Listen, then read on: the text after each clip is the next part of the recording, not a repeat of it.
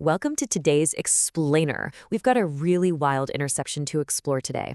We're going to take the deep emotional vibe of 90s pop music, mash it up with some high-stakes historical fiction, and figure out how to use that exact combo to get amazing results from AI generation tools like Notebook LM.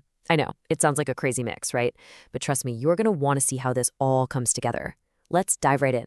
So I want you to just sit with this lyric for a second. There's no way that this can last. This is straight from Tiffany's 1993 track, Can't You See, off her album Dreams Never Die. And man, just hearing those words, it instantly sets this incredibly introspective, kind of melancholic tone. It's basically a confession wrapped up in a pop melody, hinting at the end of a relationship before things have even really gotten started. Okay, let's dive into this because this brings us to the real mystery of our explainer today. How in the world do you make an artificial intelligence actually feel and, more importantly, express the profound human loneliness hidden inside a 90s pop song? It is a fascinating challenge for sure. And to solve it, well, we have to get incredibly creative with how we feed information to these tools. Which brings us to Section 1, the 1993 Pop Confession. Now, before we can even think about translating this feeling for an AI, we've got to unpack the emotional subtext ourselves. Take a look at this specific fragment. Need someone to hold me. There is just so much raw vulnerability packed into those few words. You see, the song isn't just about being sad. It's deeply rooted in the guilt of a fleeting, totally unbalanced connection. It's about someone reaching out for physical comfort, all while knowing exactly how heavy that reach is going to feel to the other person. And right there, that is our core tension. We are looking at the absolute textbook definition of emotional unavailability. The narrator in the track flat out admits an inability to feel your dreams, even though they are drowning in this intense, suffocating personal loneliness. It's a dynamic where a simple moment of physical affection, like literally just needing to be held, accidentally gives the other person completely the wrong idea about a shared future. What's really striking here is the self-awareness.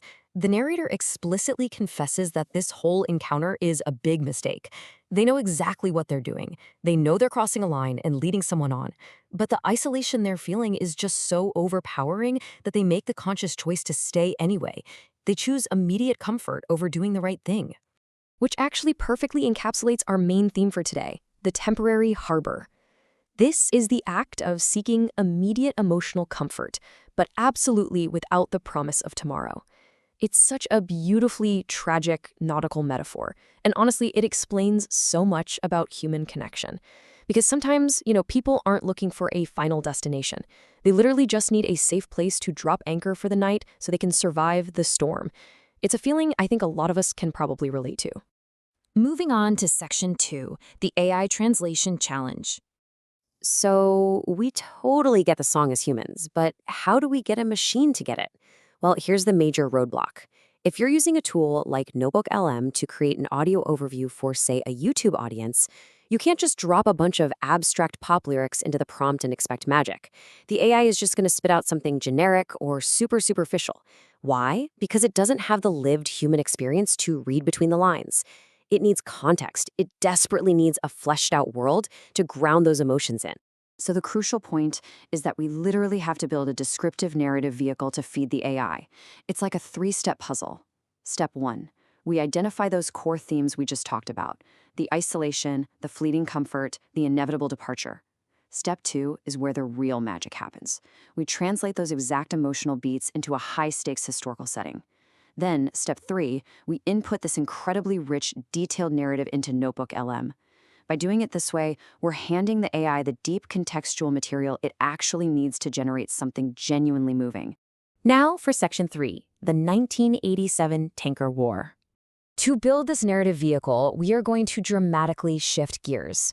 We're leaving the 1993 pop album behind and dropping right into a deadly war zone.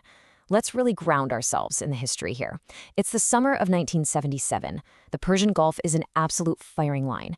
We meet Elias, who's a seasoned navigation officer on a very large crude carrier. The guy has exactly 12 hours of shore leave in Manama, Bahrain. We find him in the early hours of the morning, sitting in this dimly lit expatriate club near the docks, just listening to the harbor bells ring outside. And looming over this entire scene is dawn, the exact moment his ship is scheduled to transit the incredibly perilous Strait of Hormuz. I mean, really think about the crushing weight of stress Elias is dealing with here. These merchant mariners, they weren't soldiers, but they were still tasked with navigating million-ton vessels through waters literally laced with sea mines and anti-ship missiles. The stakes are 100% life or death, and the clock is relentlessly ticking down to sunrise. And that leads us to Section 4, the anchor and illusion. Now, what's really interesting about this is that it's here, under this immense crushing pressure, that Elias has a pivotal encounter with Clara. She's a foreign correspondent, basically just killing time waiting for a flight out of the conflict zone. Notice how fast a simple shared drink to stave off anxiety spirals into a deeply unbalanced connection. We've got Elias's reality clashing directly with Clara's illusion. Elias leans in for a kiss, but for him, it's just this desperate, fleeting grasp for normalcy in the middle of a war zone. Clara, though, she interprets it entirely differently. As the night drags on, she starts talking about the future, meeting up in London, writing letters, actually having a life past the war. It's two completely different realities violently colliding in a single moment. And look at how perfectly these two worlds map onto each other. We can explicitly link the themes of that 1993 pop song directly to our 1987 historical story. Where Tiffany sings "She Cannot Feel Your Dreams," well, Elias feels this heavy drop in his stomach because he knows he can't fulfill Clara's. The song's big mistake becomes Elias realizing in real time that he gave the totally wrong impression and let those lines blur. And that haunting lyric, "No way that this can last," translates literally to Elias knowing this connection absolutely cannot survive the sunrise. The core emotional conflict aligns perfectly. And that is exactly what gives our AI incredibly vivid, high-stakes data to work with.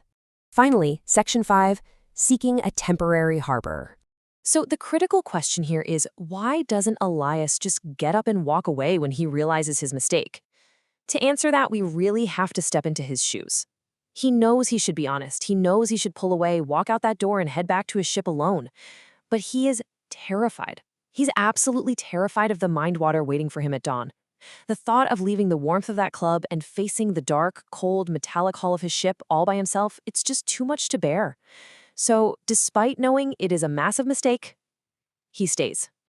And this brilliantly illustrates the final emotional payoff of our short story, tying that intense nautical setting directly back to the pop song's underlying meaning. He needed a temporary harbor, just for tonight, before facing the fire of the Gulf. By feeding the AI this incredibly vivid, high-stakes imagery, we've successfully taught it the heavy emotional weight of a 90s pop ballad. The AI isn't just reading the lyrics anymore. It's actually understanding the deep human desperation behind them. Which really leaves us with one final thought to ponder today. When you peel back all the layers of a catchy 90s melody or even a tense historical drama, that core human element always remains exactly the same. It kind of makes you wonder, are we all just navigating our own personal tanker wars, desperately looking for a temporary harbor? I highly encourage you to go explore Notebook LM and definitely give Tiffany's original track a listen with this brand new perspective. Thanks so much for hanging out with me for this explainer, and I'll catch you next time.